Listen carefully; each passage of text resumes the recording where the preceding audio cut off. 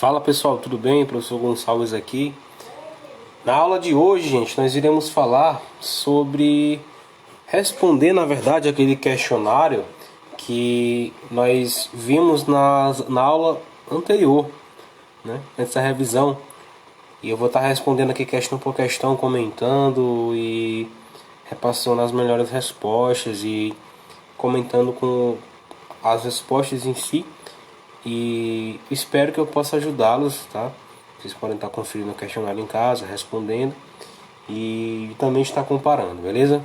Então vamos lá. Primeira questão: quando um socorrista visualizar a sigla APH, qual o significado vem em mente?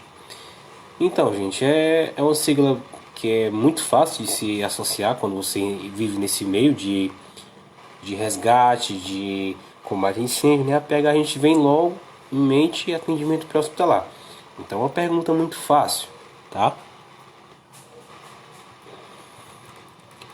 Próximas questões. 2. Quando o socorrista pratica a ética no APH? Quando é que ele pratica a ética no APH? A gente pegando aqui a resposta prática do questionário, né? Da aula em si, nós vamos falar aqui da aula que fala sobre ética e humanização. Quando é que o socorrista ele pratica a ética no APH? Então aqui, o que acontece? Nós temos a aula em si, pessoal, que vai falar sobre essa questão, certo? E em seguida, a gente tem aqui, ó, ética no APH.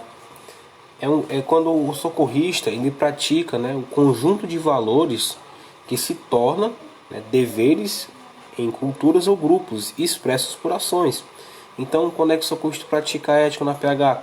Quando ele pratica todas as condutas, né, que ele aprendeu no seu curso de formação e leva para si, que representa grupos e também se torna também até uma cultura, né, de valorização de ações que serão expressas pelos grupos através de ações. Então é quando você mostra o que você faz tudo direitinho, você dá exemplo para a sociedade, porque ali você está vivendo uma realidade de grupo, né? Então você precisa representar e também ao mesmo tempo precisa também estar associado a uma vida ligada à disciplina, certo? Então, resposta da primeira questão, a gente já tem aí sobre esse conteúdo, tá? Terceira questão. Deixa eu fechar aqui.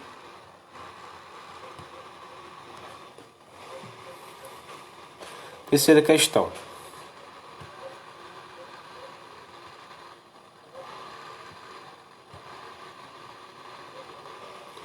É correto afirmar que quando se passa confiança para a vítima, estamos praticando uma responsabilidade da nossa função? Sim, com certeza. Quando a gente pratica, pessoal, a confiança junto com a vítima, nós estamos praticando uma responsabilidade da nossa função, porque nós como bombeiros, socorristas, nós temos que manter ali a vítima calma, a vítima tranquila. Eu sei que na maioria das situações não é fácil, mas você tendo voz altiva e passando confiança para a mesma, as coisas se tornam bem mais fáceis, tá? Vamos lá, quarta questão. É correto afirmar que usar o EPI e trabalhar em equipe é um dever do socorrista? Por quê? Vamos lá, são duas perguntas em uma. Vamos lá. Se é correto usar EPI e trabalhar em equipe? Sem dúvidas. E por quê? Porque você vai estar se protegendo usando os EPIs e vai estar ajudando o atendimento a ser mais rápido trabalhando em equipe. Tá certo? Essa é uma resposta que eu colocaria na quarta pergunta. Vamos para a quinta.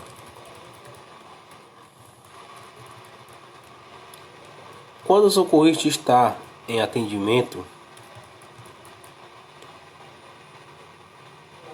em uma ocorrência e por algum motivo deixa a vítima sozinha ou nos cuidados de terceiros leigos, qual o artigo do Código Penal Brasileiro essa atitude se encaixa? Ou seja, o socorrista ele fez o atendimento, certo? Abordou a cabeça da vítima e tal, mas por algum motivo ele abandonou a vítima simplesmente. Vamos ver aqui na aula onde é que a gente viu essa parte que fala sobre o abandono das vítimas, né?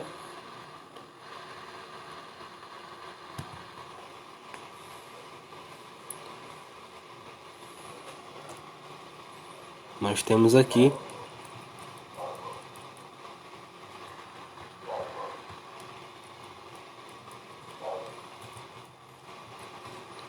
se chama, pessoal,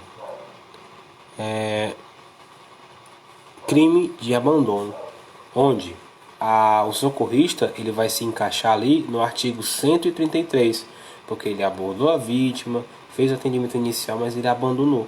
Então ele vai se encaixar no artigo 133, ok? Sexta pergunta. Quando um socorrista visualiza uma situação de emergência e mesmo assim não presta os primeiros socorros, ignorando a situação, em qual artigo o Código Penal Brasileiro essa atitude se encaixa? Então quer dizer que o socorrista ele viu o acidente, ou viu o que aconteceu, mesmo assim ele não foi prestar o socorro e alguém viu que ele fez isso, ele pode se encaixar, pessoal,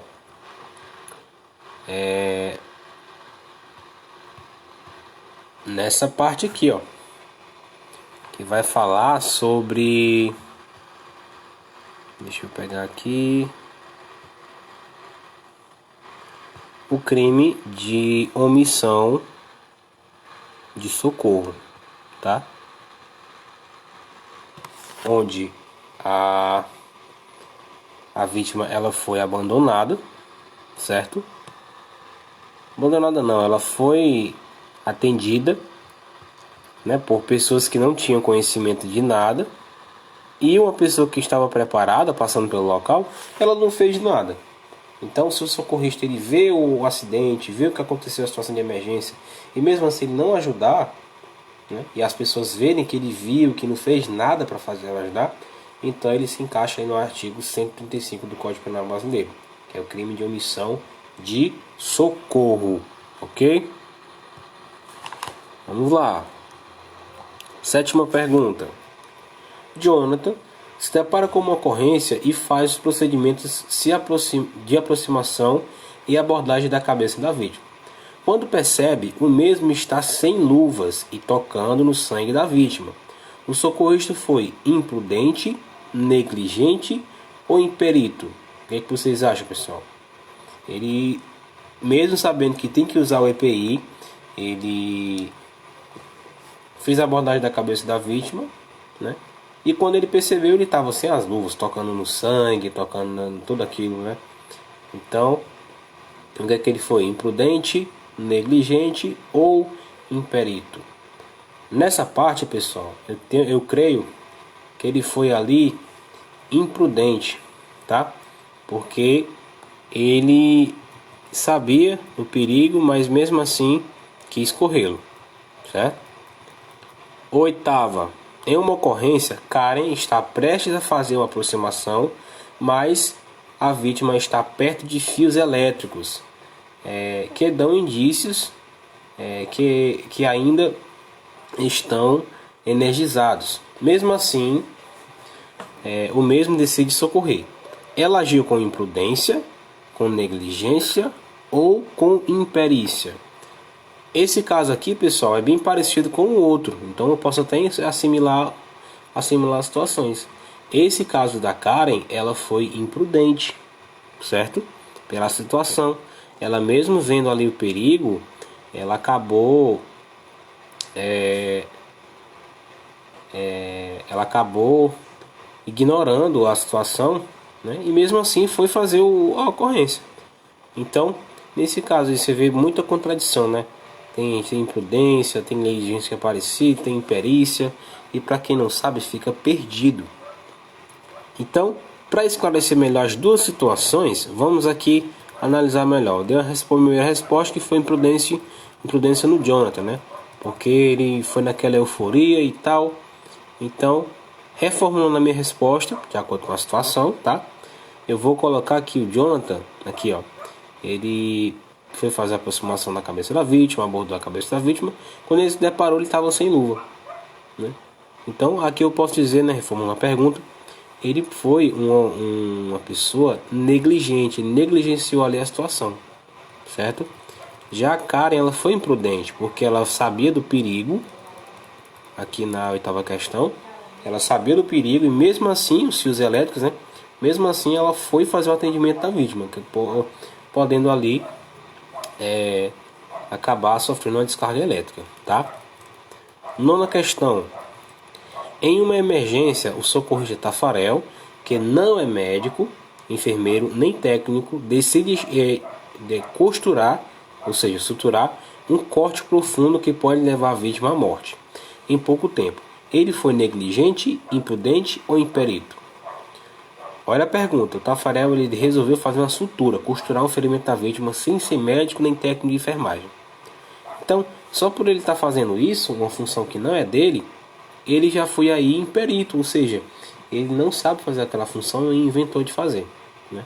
A gente sabe que para um corte profundo, a gente pode usar o torniquete, o curativo compressivo, né? Para amenizar essa situação, certo? Vamos lá, próxima pergunta, 10ª. Indo em direção à localidade de Severino, que é um local, vejo alguns galhos no chão onde antes de chegar em um alto que eu irei subir. Chegando mais perto, vejo um acidente e um senhor colocando os galhos depois do acidente. Baseado nisso, o senhor fez certo? Por quê? Sim, perceba que eu estou indo em direção à localidade e eu percebo que tem galhos no caminho, né? Prestes a um alto onde eu vou subir com o meu transporte. E eu vejo os galhos antes de subir o alto, depois de subir o alto, depois do acidente. Então o senhor que fez isso, ele fez certíssimo. Ele sinalizou a situação para evitar um segundo acidente, né? 11ª. Em uma situação de colisão frontal de motocicletas, tendo duas vítimas ao solo, você tem a opção de usar um EPI. Qual seria, pessoal? Ou luvas, máscaras, óculos, roupa adequada ou coturno. Qual desses você escolheria? Por quê? Eu, como professor, me deparando com um acidente, onde tenho duas vítimas no solo, certo? Eu só tenho a opção de escolher um EPI. Eu escolheria as luvas, claro e evidente, com certeza, certo? É o básico ali para você poder trabalhar e fazer um atendimento e poder chamar ajuda, certo? 12. Antes de se aproximar de qualquer situação de urgência ou emergência, o socorrista segue alguns critérios para não se tornar uma segunda vítima.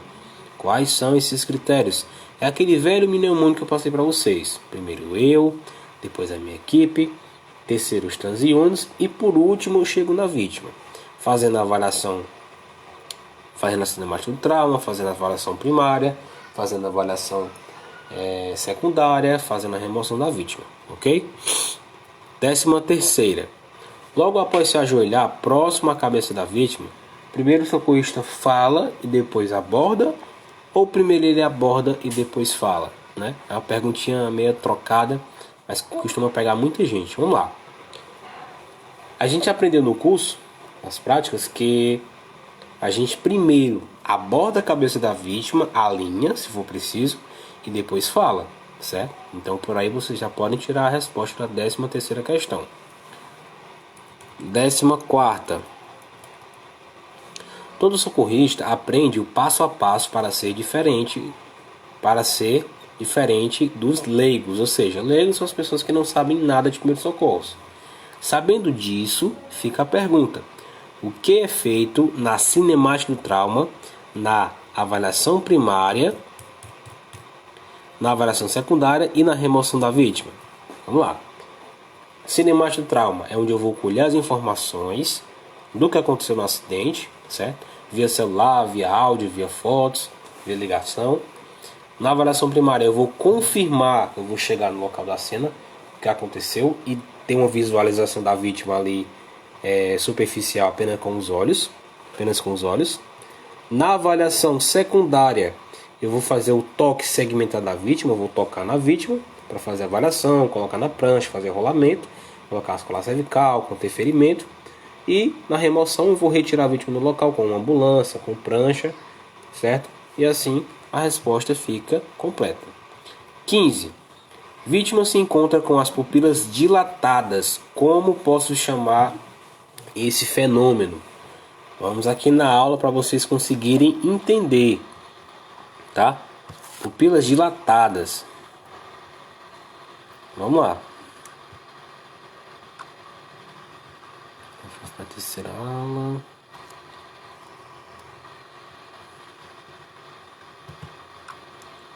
Aqui. Vou aqui para essa aula, atendimento inicial vítima de trauma. Pupilas da vítima se encontram dilatadas, ou seja, grandonas. Resposta: midríase, certo? A gente viu essa aula também a respeito dessa parte, tá? 16. Vítima se encontra com as pupilas contraídas.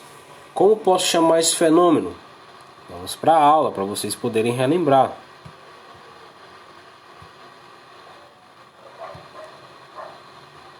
Pupilas se encontram contraídas. Eu vou chamar de miose, certo?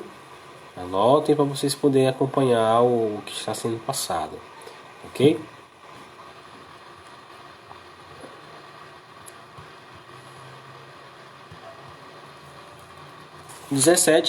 Vítima se encontra com as pupilas em diâmetros diferentes.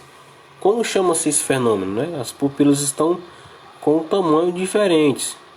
Então eu vou chamar, pessoal, de anisocoria ou anisocóricas, tá? Uma dilatada e uma contraída, ok? 18. Vítima se encontra com as pupilas iguais ou reage à luz. Como se chama esse fenômeno? Quando as pupilas da vítima elas estão normais, ou seja, elas estão, pessoal, se aqui elas estão anisocóricas, na outra ela vai estar, né, em estado normal, ela vai estar em estado de isocoria, ok? Que é o contrário da anisocoria. Então vamos para a próxima pergunta. 19. Para a avaliação das vítimas, seguimos o protocolo de trauma. Sabendo disso, quais são as letras e o que cada uma delas é cada uma delas. Nós temos aí o X, A, B, C, D, E, tá? Onde o X nós falamos que é o controle de hemorragias insanguinantes ou severas. O A, controle da coluna cervical e vias aéreas pérvias. B, por ventilação. C, circulação e controle de hemorragias. D, déficit neurológico. O E, exposição da vítima e controle de hipotermia. Essa é a resposta que está pedindo, né, que é o protocolo de trauma da 19ª questão. 20ª. Qual o significado da sigla VOIS e quando é usada? Né? A sigla VOIS, pessoal, significa ver, ouvir, sentir. É utilizada naquelas vítimas que aparentemente estão inconscientes na cena do acidente, onde a gente vai fazer o VOIS para verificar se a vítima ainda respira e se ainda tem preenchimento do tórax da vítima através do oxigênio, certo? Da vítima, quando ela respira, ok? 21. Como socorrista, o que posso fazer para controlar a cena da ocorrência que estou atendendo? Muito simples, você primeiro vai ter que sinalizar, tá? pedir ajuda para as pessoas não ficarem muito próximo, se possível pedir para as pessoas lhe ajudarem a conseguir algumas coisas e, se possível, fazer um cordão de isolamento ali para deixar o local seguro, tá certo? Eu sei que é quase impossível você controlar a vítima ali, atender a vítima, controlar a cena, fazer tudo ao mesmo tempo, mas você pode pedir ajuda para que você possa ter um controle melhor da cena, tá? 22. Qual o significado da sigla AVDI ou AVPI? E é quando é usada nas ocorrências? Bom, AVDI e AVPI é praticamente a mesma coisa, só muda o D para o P. O D quer dizer doloroso e o P pressão. Então AVDI, A vem de alerta, V vem de verbal, D vem de doloroso ou pressão e o I de inconsciente. Você vai encontrar a vítima nessas 4 situações em qualquer tipo de acidente. Ela vai estar A em alerta, ou seja, acordada. V, ela vai acordar só quando você falar com ela, por estímulo verbal. D, a vítima se encontra inconsciente, só acorda quando você faz o estímulo doloroso, que vem o D, ou de pressão, que é o P. E o I é quando a vítima se encontra inconsciente, que você vai fazer o AVDI, que a gente viu agora há pouco, tá? 23. Se tratando de colisão veicular, carro, quantos tipos existem e qual a pior delas? Vamos lá. Existem basicamente 5. Nós temos a frontal, a traseira, a lateral, a angular e o capotamento, certo? Repetindo: frontal, traseiro, lateral, angular e o capotamento. E o pior deles, pessoal, é o capotamento, né? Que é a junção de todos eles. 24. O que fala a lei de Newton? Vamos lá para a aula, né? Para que vocês possam compreender melhor e não só ouvir o que eu estou dizendo aqui.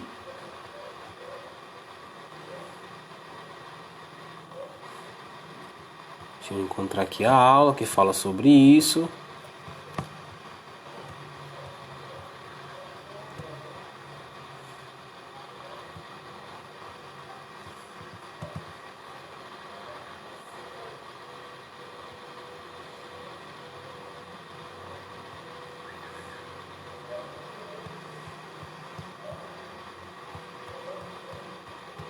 Nós temos aqui, ó, leis a serem consideradas. Lei de Newton.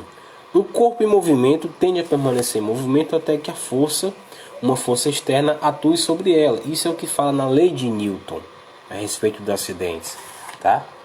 O que fala a outra pergunta? O que fala a lei de conservação da energia? Vamos lá também. Lei da conservação da energia. A energia não pode ser criada ou destruída, ou seja, ela já existe, mas pode mudar a sua forma.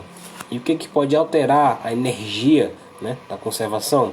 A velocidade, o peso, a distância de parada ou pressão de material da superfície do impacto.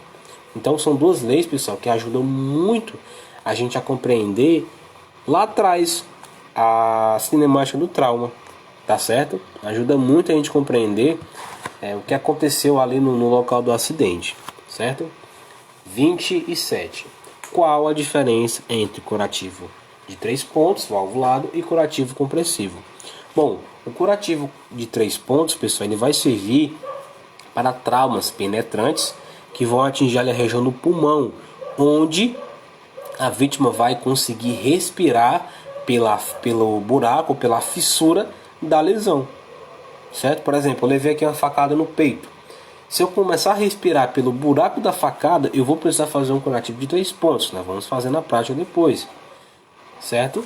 Agora, se eu levei a facada no peito e mesmo assim ficou só o buraco, não estou respirando por aquilo ali, eu vou fazer um curativo normal, tá? E o curativo compressivo aí, ó, ele geralmente é feito em ossos longos, né, nas pernas, nos braços, onde atinge veias e artérias para contenção de hemorragias, tá certo? Por isso fala curativo compressivo, porque vai ter uma pressão ali, ok? 28. Se uma vítima cai de sua próxima altura, exemplo, estava em pé e simplesmente caiu. Sabendo disso, posso considerar essa altura da vítima uma queda grave, né? uma gravidade, com certeza, se você já cair da sua altura para o chão, já é grave, porque você pode bater sua cabeça em algum local e acabar se prejudicando muito com isso, tá? É grave, né? Sim, é grave. Resposta, né? Sim, é grave, porque você pode bater a cabeça em alguma coisa e se prejudicar. 29. Susana, dirigindo seu carro, colide contra um poste, tem porte aí, mas é poste, na esquina de sua casa. Qual as possíveis trajetórias que ela poderia sofrer com a colisão e quais traumas ela apresentaria? Vamos lá. A Susana colidiu contra o poste, então ela vai ter duas trajetórias. Se ela tiver de moto, né, ela vai ser ejetada para frente. Se ela tiver de carro, ela pode ficar presa na região ali da acelerador, do freio, da embreagem, ou ela pode ser ejetada ali pela parte do vidro. E quais traumas ela pode apresentar? Trauma de ossos longos, joelho, ali, pelve, trauma no tórax, contra o volante, contra o guidão da moto, no rosto batendo contra o para-brisa do carro, contra o solo por causa da moto, né? São inúmeros traumas que ela pode sofrer. Resumindo, ou ela vai sair por cima do transporte ou ela vai ficar presa na parte de baixo. E trauma, ela vai ter trauma em todas as áreas que tiverem contato com a parte física ali do transporte e também do solo. 30. Como posso diferenciar uma luxação de uma entorse se as duas apresentam sintomas semelhantes? Vamos lá. Luxação, pessoal, é quando acontece o que? O deslocamento da estrutura óssea. A entorse não, você só rompeu ali os ligamentos. Os dois ficam inchados, tá? E bastante feios. Só que a luxação, pessoal, tem ali uma deformidade. Por que deformidade? Porque o osso vai ficar como se estivesse deslocado fora do encaixe ali do seu local normal, certo? De cara você já vai ver a situação ali que não é normal. Já em tosse só acontece o inchaço ali no local e a dor, claro, né? 31. Existe um fator que irá determinar se a fratura é exposta ou não exposta. Qual é esse fator? Simples. Se a fratura, que é a quebra de osso, ela tiver sangue no meio, pode ser um pouquinho de sangue ali no ferimento, já é fratura exposta, tá certo? E em alguns casos, pessoal, não vai ter sangue. Eu já peguei uma fratura uma fratura de canela de uma vítima que não teve sangue, teve o buraco ali da pancada, né? Que fraturou mesmo, mas de dentro da estrutura óssea ela sai um líquido parecido com um óleo. Então são os fluidos que ficam ali dentro da parte óssea, tá? Sai o líquido, sai o sangue, já é fratura exposta, ok? 32. O que fazer em caso me depare com uma luxação, entorse ou fratura? Muito simples. Se eu me deparar com uma luxação, com uma entorse ou uma fratura, primeira coisa que eu vou fazer é acalmar a vítima, tá? Acomodá-la ou acomodá-lo. Procurar alinhar o membro da vítima e imobilizar. Se teve resistência na hora de alinhar o membro da vítima, você faz a imobilização do jeito que está ali mesmo e leva para o hospital, ok? Só isso. 33. Quais são os 6 sinais vitais que as vítimas apresentam ou podem apresentar?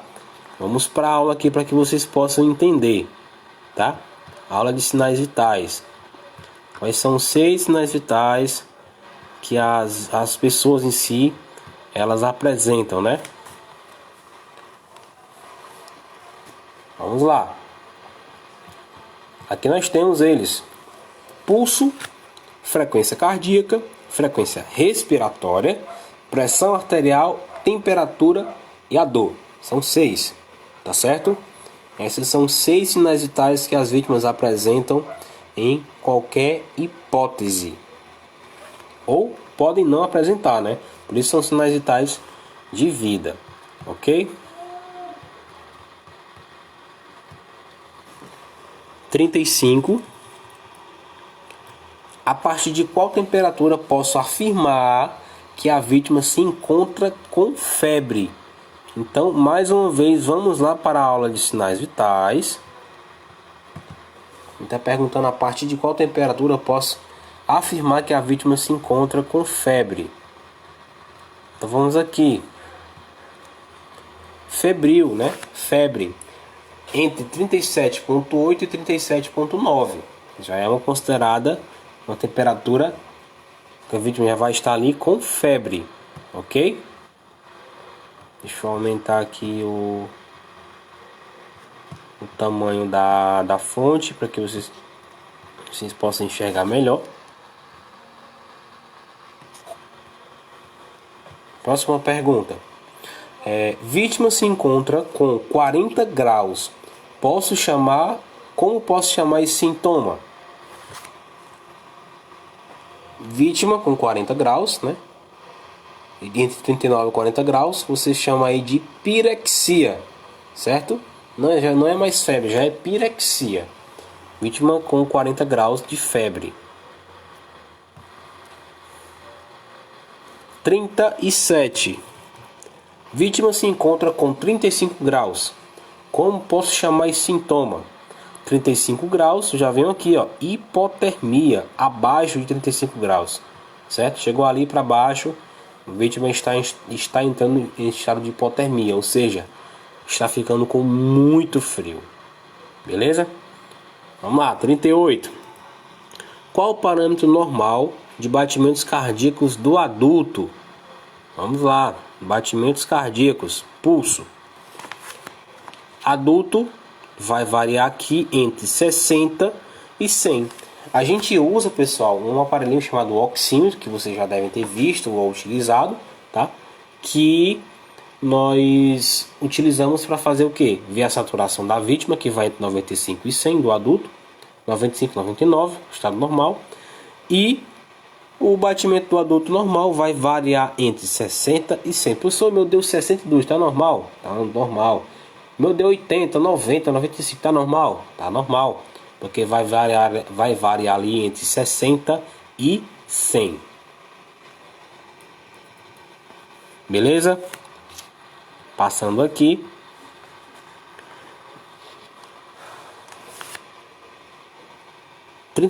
Qual o parâmetro normal de um lactante? Ou seja, o batimento cardíaco de um bebezinho, de um recém-nascido. A gente já tem aí, ó, batimentos cardíacos entre 100 e 160 batimentos cardíacos por minuto, BPM, ok?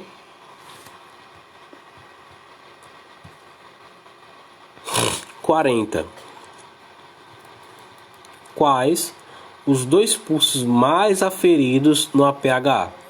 Aferidos como assim, professor? O que é pulso? O que é aferimento? Explica agora. O pulso, pessoal, são locais que a gente vai verificar os batimentos cardíacos da vítima. E os que são mais utilizados são esses aí, ó, os dois primeiros. O pulso arterial carotídeo, que é do pescoço, e o pulso radial, que é aqui o da peste da mão, tá certo? São os que são mais utilizados. O arterial e o radial, que é a resposta da pergunta.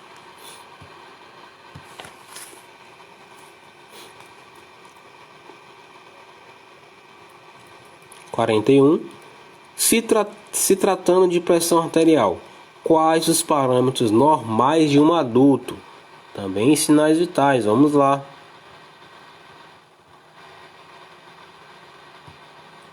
Pressão arterial normal de um adulto, né? Ele vai variar ali, pessoal, entre a normotensão, né, e a hipertensão limite. 12/8, 12/9. A minha pressão arterial, pessoal, ela vai dar ali 120/90. Então eu fico entre a normotensão e a hipertensão limite. Ou seja, estado normal, tá? Mas que ficar atento aí a respeito disso é importante. Histórico familiar, tá certo? É importante saber. Falando sobre queimaduras, imagine a seguinte situação: uma criança está brincando em casa e acaba tocando na descarga da moto e acaba queimando a mão da palma da mão, que logo apresentou bolhas. em uma aparência de pele brilhosa e engelhada. Sabendo disso, qual a camada da pele atingida? Que é a primeira pergunta, né? Ali atingiu a epiderme. Qual o grau de queimadura? Queimadura de segundo grau, apresentou bolhas, né? E qual o tratamento indicado ali no momento? Então, queimadura de segundo grau, atingiu ali a epiderme e a derme, certo? Que é a primeira camada, a segunda camada. E o tratamento mais indicado é você colocar ali debaixo da água corrente, ou seja, debaixo da torneira, e deixar ali um tempinho. Levar para o hospital e usar a pomada de sulfato de prata, que serve para queimadura. Ok? 43. Sabemos que a classificação de queimaduras se divide em agentes químicos, físicos, biológicos. Cite um exemplo de cada um. Agente químico, pessoal. Agente químico. Vamos lá para a aula de queimaduras, para vocês terem mais acervo para entenderem do que a gente está falando aqui. Tá certo? Aula de fraturas, queimaduras. Tá pedindo agente químico, físico e um biológico. Então vamos lá.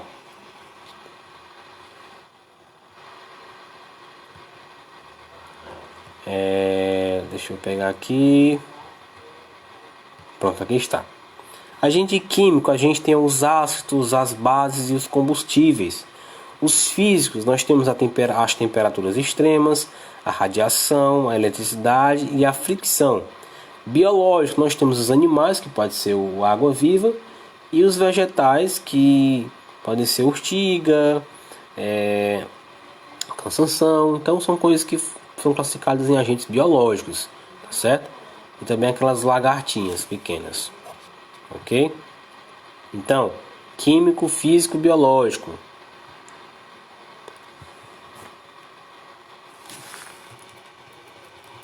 (44) Qual a diferença entre a queimadura de terceiro e quarto grau? Gente, a queimadura de terceiro grau, ela vai atingir todas as camadas da pele, a epiderme, a derme e o tecido subcutâneo ou o tecido adiposo, né? Aquela parte da gordura. Só que na de terceiro grau vai ficar uma pele ali esbranquiçada, certo? Funda. O local onde foi queimado fica fundo, porque realmente atingiu a camada da pele, certo? Vai ficar uma pele esbranquiçada e amarelada e funda, certo? A vítima não sente mais dor naquele local e fica um membro enrijecido. Já na de quarto grau, pessoal, acontece a carbonização total, ou seja, queima mesmo tudo ali do membro da vítima, ok? 45. Como se divide a porcentagem do corpo queimado, na regra dos 9, onde cada parte do corpo é dividida para que possamos saber quantos por cento a vítima teve de corpo queimado. Um desenho seria ideal. Então, se você desenhou, né, fez o desenho, que é importante, muito bem. A gente vai mostrar aqui também um desenho para que vocês também tenham noção do que a gente está falando aqui. Então nós temos aí, o adulto, 9 cabeça, braço esquerdo e direito vale 9, tórax e abdômen 18, tá? 18 do tórax e abdômen e mais 18 das costas. Perna completa vale 18, a outra perna também completa vale 18 e somando tudo dá 99 com 1% da genitália, né, da parte íntima, vai dar ali 100%. Nós temos a parte da criança, né, que é 21% da cabeça, 9% dos bracinhos, 12% as pernas, 18% tórax e abdômen e as costas mais 18. Somando tudo com 1% da genitália vai dar ali 100%. Ok? Questão muito fácil de responder também. E eu dei ali o bizu, né, para você aprender de verdade, que é o seguinte: tudo que está em cima vale 9. Pega na cabeça com as duas mãos, segura. Olhe para baixo, eu vou dobrar. Até o dobro de 9, 18. Certo? E falta o que? O tórax, né? Então, que eu vou subir dobrando. Então, o dobro de 18 é 36. Então, já vai o que? 9 membros superiores, inferiores, 18. E o centrão, 36. 9, 18, 36. E 1% da genitália. Beleza? Fechando isso aí é sucesso para vocês poderem pegar a questão e responder assim facilmente. 46. O que fazer em caso de queimadura com gelo? A queimadura com gelo, pessoal, você não pode fazer que nem você faz com fogo, com outras coisas que queimam ali com fogo mesmo. Com queimadura com gelo, pessoal, você tem que fazer o quê? Por exemplo, foi na mão, você separar os dedos com gases, tá? E enrolar ali a mão e os dedos com gases secas e levar para o hospital mais próximo, tá certo? Porque a queimadura aconteceu, mas o tipo de queimadura foi diferente. E obviamente o tratamento também vai ser. 47. O que eu posso usar para tratar no momento da ocorrência uma queimadura com água viva? Ali você pode jogar ou soro fisiológico ou vinagre, certo? Na hora ali na praia você pode fazer isso se estiver disponível para tratar ali a situação. 48.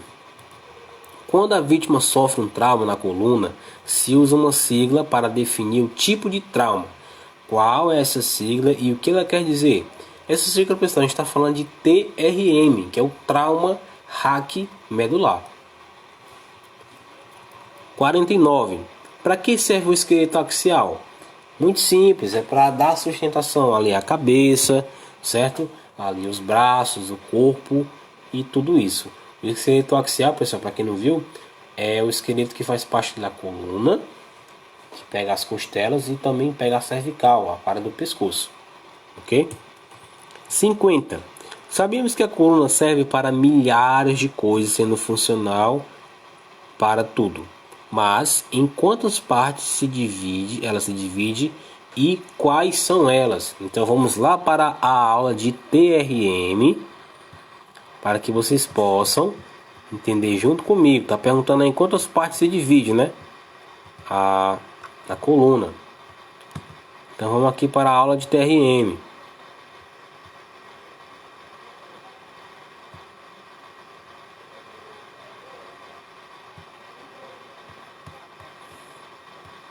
Esqueleto axial, pessoal, ó. Né? Esse azul, da sustentabilidade do resto do esqueleto.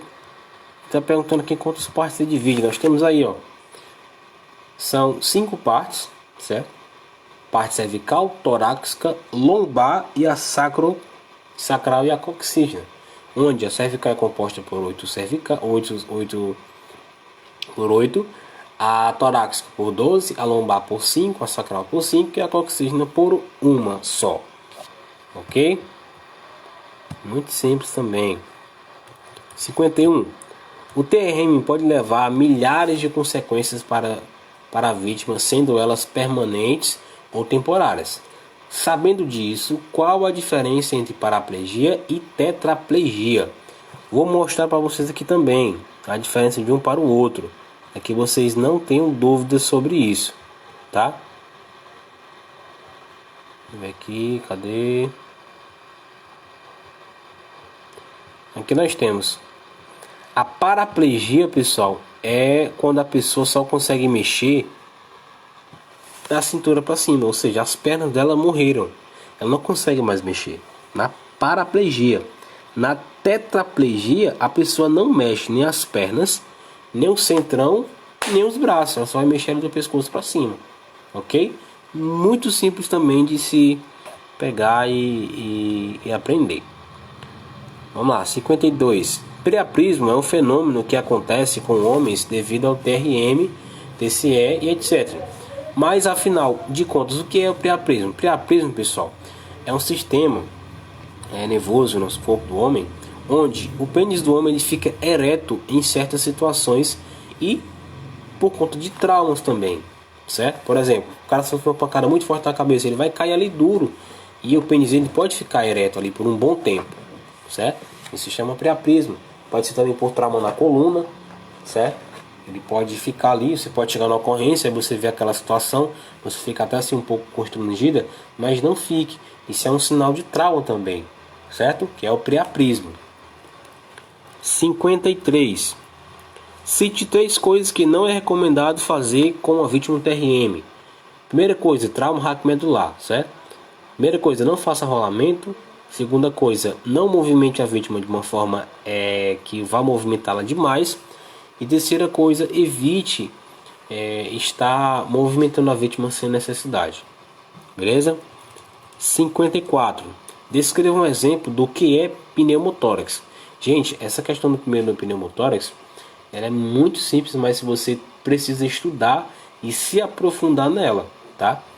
A pneumotórax, pessoal, ela fala onde existe ali a presença de ar no saco pleural do pulmão, fazendo assim com que ele fique preenchido de um ar que não é bem-vindo naquele espaço, certo? Então, no pneumotórax é quando existe ali um ar em um certo espaço do pulmão que não deveria existir, tá? A hemotórax é quando existe, ao invés de ar, né, que é a 55, na hemotórax existe o que? Sangue. Então, é uma situação que acontece uma pancada, uma facada, um trauma. A pessoa fica ali com aquela área que o pulmão usa para se preencher e esvaziar, fica cheio de sangue dentro, por conta do trauma, do que aconteceu. Então, se tem sangue ali, eu chamo de hemotórax. Se tem ar ali impedindo da pessoa respirar, eu chamo de pneumotórax. Professor, mas o pulmão serve para ter ar, certo? Correto. Só que existe um espaço para que ele seja preenchido e esvaziado. E se existe algum ar fora daquele ambiente ali, nas paredes intercostais, nas proteções, nas camadas, aí sim vai ter um problema de pneumotórax, que é o ar indevido em certos lugares do pulmão, certo? E como eu falei logo abaixo, quando não tem ar, tem sangue, é a hemotórax. 56. Descreva um exemplo do que é tamponamento cardíaco. O tamponamento cardíaco, pessoal, é quando acontece um preenchimento de sangue, certo? No saco pleural que protege o coração ali, no saco pericárdico, perdão, onde é como se o coração estivesse envolvido com uma sacola, assim, uma proteção, né? Aquela proteção, ela serve para proteger o coração de diversas coisas. Então, se ficar ali entre um sangue ali naquele local, então vai ficar ali o sangue dentro da sacola junto com o coração. E obviamente o coração não vai ter condições de bater de forma normal e a vítima ela vai apresentar milhares de sintomas. Ok? 57. Qual a diferença entre curativo simples e um curativo compressivo? O curativo simples, pessoal, é um curativo simples. Você passa ali no seu dedo, cortou o dedo, coloca um pedacinho de gás, enrola com um esparadrapo, beleza. Agora o curativo compressivo é quando você tem um corte muito grande, atinge uma veia ou uma artéria e você está perdendo muito sangue. Você precisa ali entupir ou colocar muitas gases para fazer o que? Uma compressão a fim de evitar a perda de sangue. Então, olha a diferença aí, ó, curativo simples e curativo compressivo, tá? 58, beber uma água aqui rapidinho.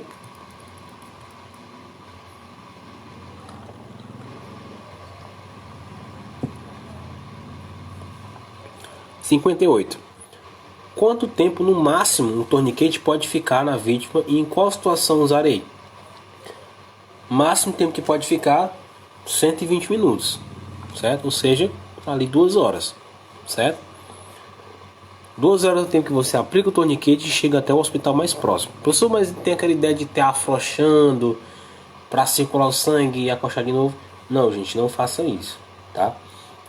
Vamos seguir as orientações, porque essas orientações estão vindo da American Heart Association. Então, não afrouxe. Fez o torniquete, deixe lá e procure o hospital mais próximo, tá certo? E pode ficar no máximo 2 horas. 59. O que é perfusão?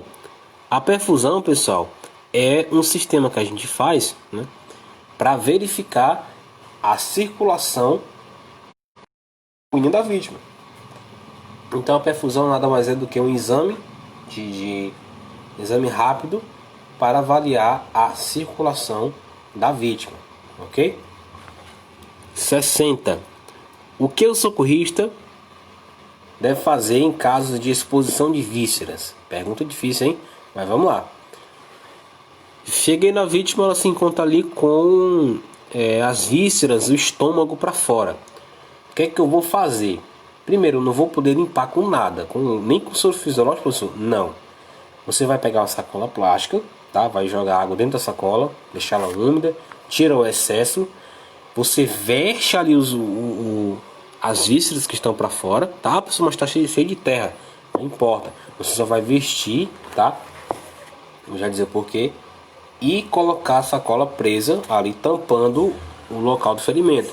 E fechar com esparadrapo, certo? A limpeza dessas vísceras do estômago é feita somente no hospital com material apropriado. Por quê? Se você faz isso no meio da rua, se você faz isso em locais que estão abertos,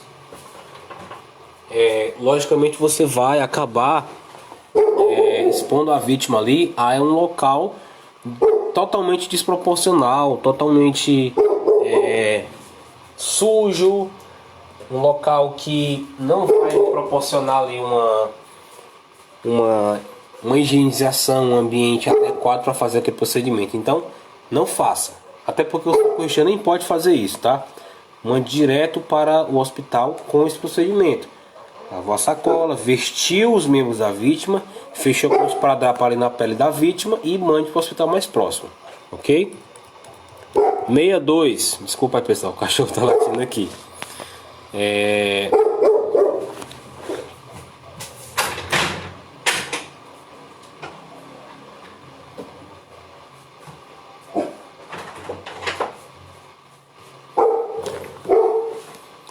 62. Em uma ocorrência, a vítima se encontra inconsciente. Não responde a estímulo verbal nem de pressão. O que o socorrista deve fazer? Então, a vítima está inconsciente, né? Então, eu vou fazer ali o voz, ver se ela está respirando ou não, certo? Verificar os batimentos cardíacos e assim tomar a minha decisão do que fazer, certo? Se ela respira, mas se ela tem batimento, mas não respira, você vai oferecer as ventilações. Se a vítima não respira e também não tem batimento, você vai iniciar as compressões, que vamos ver mais na frente, a prática. 63. Ao chegar na cena do acidente, o socorrista Felipe observa a vítima e se certifica que a vítima está consciente. Ele aborda a cabeça e começa a falar com a vítima. A vítima se encontra sem saber o que aconteceu, sem nem onde está. E o tempo todo diz que a perna está doendo.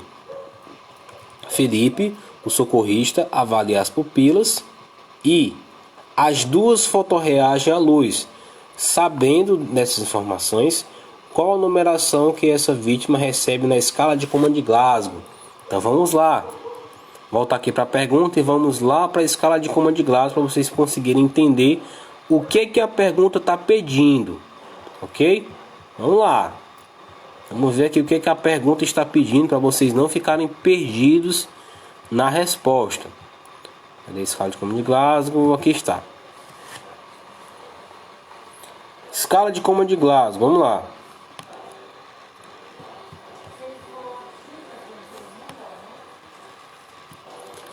Vamos para a pergunta. O que foi que pediu aqui? Ao chegar na cena, o socorrista Felipe observa que a vítima se encontra consciente. Beleza, a vítima está consciente. Então, o que a gente tem que fazer? Se a vítima está consciente, então eu presuponho que a vítima está o quê? Em abertura ocular espontânea, ou seja, está acordada. Já vou dar aí 4 para essa vítima, certo? Porque ele estava acordado na cena. Ele aborda a cabeça e começa a falar com a vítima. A vítima se encontra sem saber o que aconteceu, nem onde está. Ou seja, já vai aqui o que? Para a resposta verbal. Então, se a vítima não sabe o que aconteceu nem onde está, a vítima se encontra confusa. Então já tenho aqui o que? 4 mais 4, 8. Já tenho 8 na escala de Coman de Glasgow, hein? Continuando. E o tempo todo diz que a perna está doendo. Ou seja, ela está localizando a dor. Então, quando eu localizo a dor, eu dou aí um 5 para essa vítima. Ou seja, 4 com 4 dá 8, com 5 vai dar 13 na escala de Coman de Glasgow. Então, continuando aqui o que Felipe fala. Felipe, o socorrista, avalia as pupilas e as duas pupilas fotorreagem à luz. Ou seja, se fotorreagem à luz, eu não vou retirar nada do resultado final, certo? Como diz aí, ó, as duas pupilas fotorreagem, ou seja, 0. Então, vai manter aí 13 na escala de coma de Glasgow. Sabendo dessas informações, qual a numeração que a vítima recebe na escala de coma de Glasgow? 13. Então vamos ver aqui, 13, o que é que significa se a vítima está com 13? Vítima com 13, ó, de 13 a 15, lesão leve. Ok? Muito simples, quem viu a aula, quem pegou o slide, vai conseguir responder essa questão aqui muito facilmente. Ok? 64. Outra situação, hein? Ao chegar na cena, Eduarda visualiza a vítima e logo identifica que ela está inconsciente. Ok, a vítima está inconsciente. Eduarda aborda a cabeça e chama pela vítima. Sem resposta, tenta o estímulo por pressão no dedo e a vítima desperta. Ou seja, a vítima ela estava inconsciente, certo? Vem aqui para a escala de coma de Glasgow. E ela só abriu por estímulo por pressão. Ó. Já tem o que aqui, ó? 2 para essa vítima, hein? 2 em abertura ocular, já tem 2. Logo após despertar, a vítima se começa a falar coisas que não dava para Eduarda entender. Então, a vítima estava falando coisa que ela não conseguia entender. Então, eu vou aqui, ó, palavras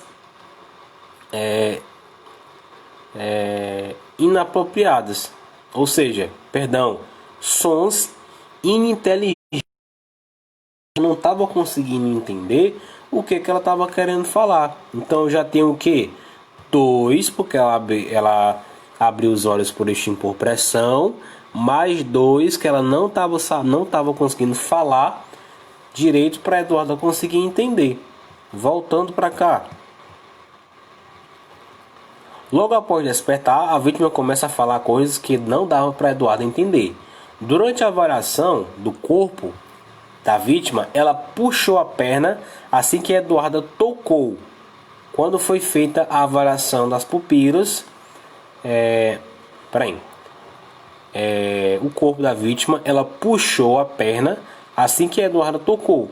Ou seja, ela retirou a dor, né?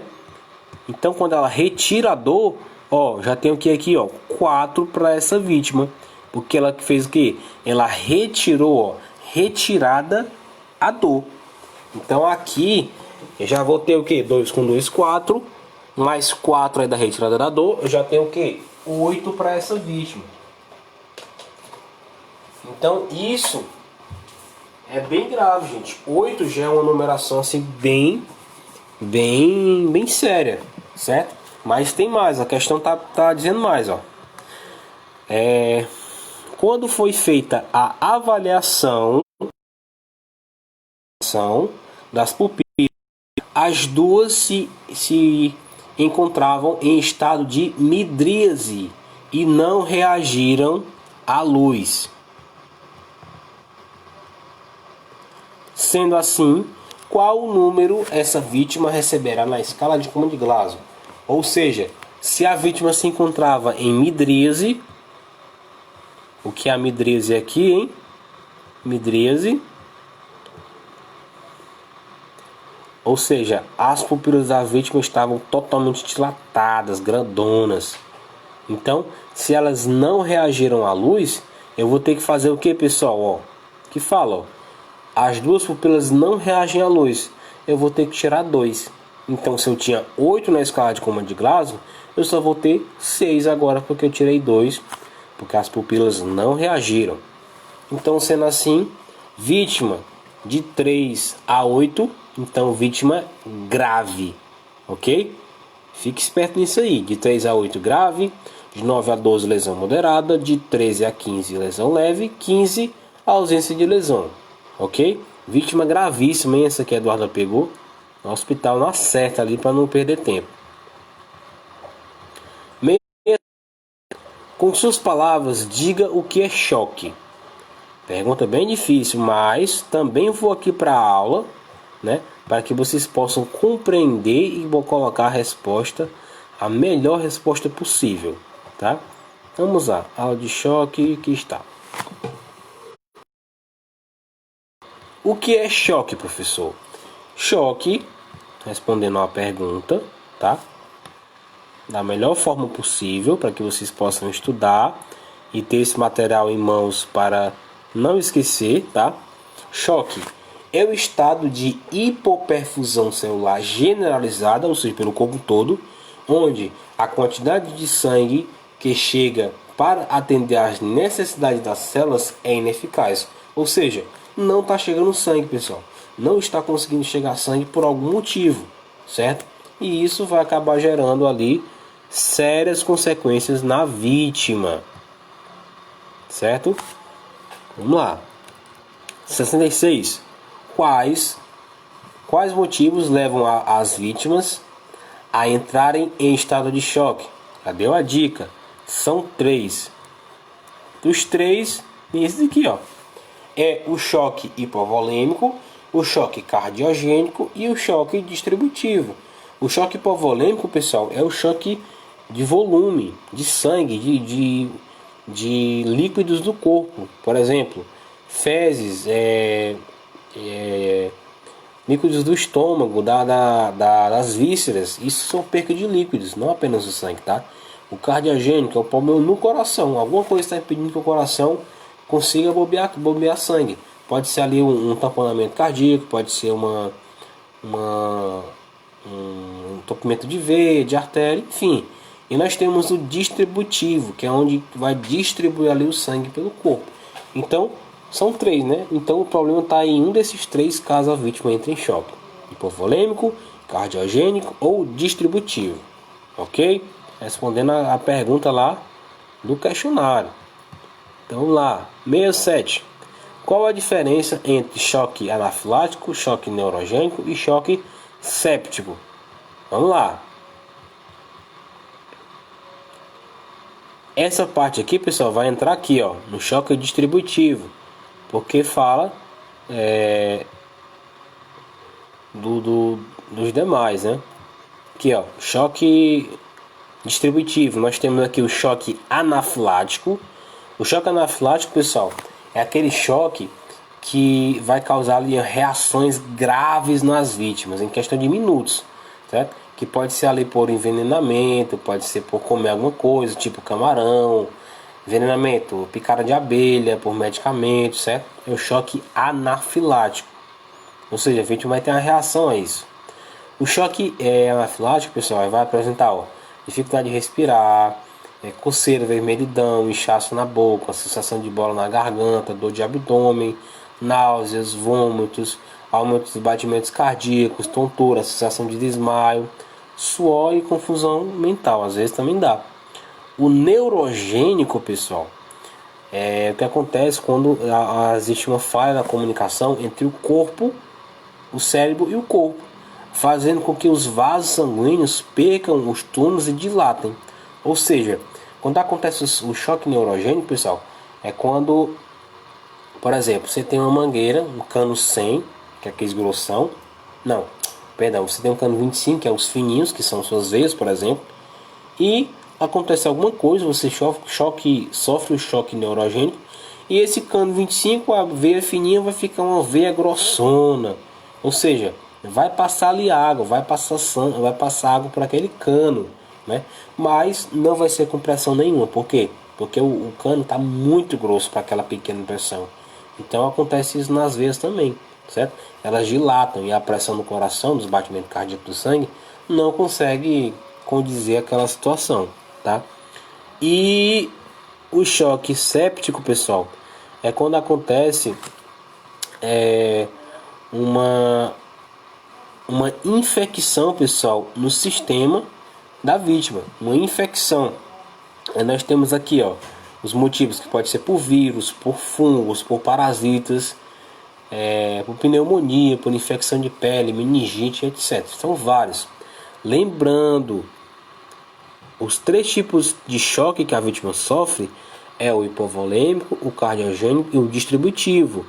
O distributivo, a gente distribui ele em 3, tá? Que é o anafilático, o neurogênico e o séptico, que a gente acabou de falar, ok? Então, que fique bem claro sobre essa questão, tá? 68. Qual a diferença entre choque cardiogênico, hipovolêmico e distributivo? Vamos lá. O choque